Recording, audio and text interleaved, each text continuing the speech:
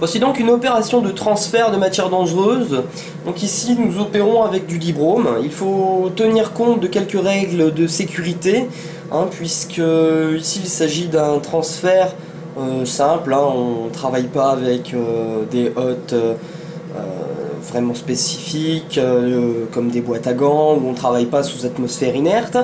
Et le transfert se fait donc de flacon à flacon sans utiliser nécessairement de canule. Alors, comme ici le dibrome c'est un composé qui est hautement toxique et très corrosif, bien évidemment il est liquide, nous allons donc opérer avec un bac de rétention, utilisé de manière générale pour qu'en cas de déversement accidentel, le produit soit plus facile à éliminer.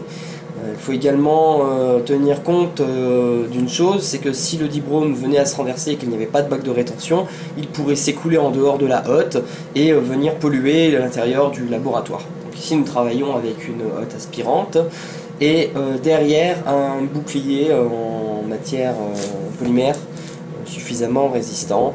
En cas de projection, c'est donc le bouclier qui prend en premier. Puisqu'on ne peut pas travailler avec la hotte complètement fermée, on a besoin d'un espace de manipulation.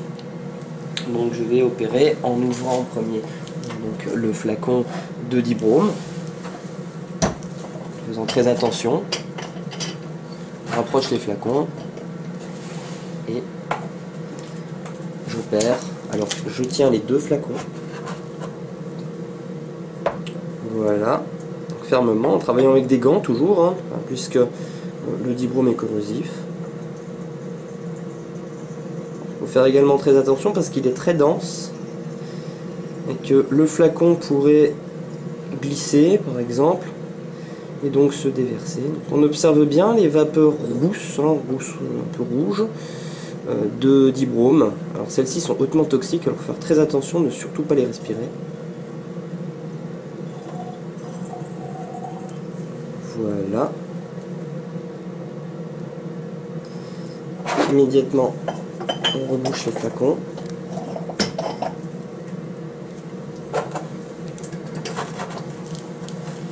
On voit tout de même que la hotte se fait un peu envahir avec les vapeurs de dibrome. C'est un composé très dense, donc ces vapeurs ont tendance à stagner. Donc maintenant que nous avons terminé le transfert, nous allons laisser les deux flacons conditionnés sous la hotte et refermer cette dernière.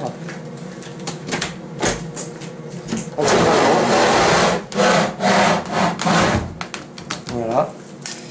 Afin que toutes les vapeurs soient aspirées, donc en travaillant avec une lame d'air. Et une fois que la hotte est parfaitement dégagée, qu'il n'y a plus que de l'air, on peut réouvrir, récupérer les flacons et aller les ranger dans leurs nouveaux emplacements. C'était tout pour une vidéo donc, de démonstration de comment transférer un composé toxique, ici du dibrome, d'un flacon à un autre.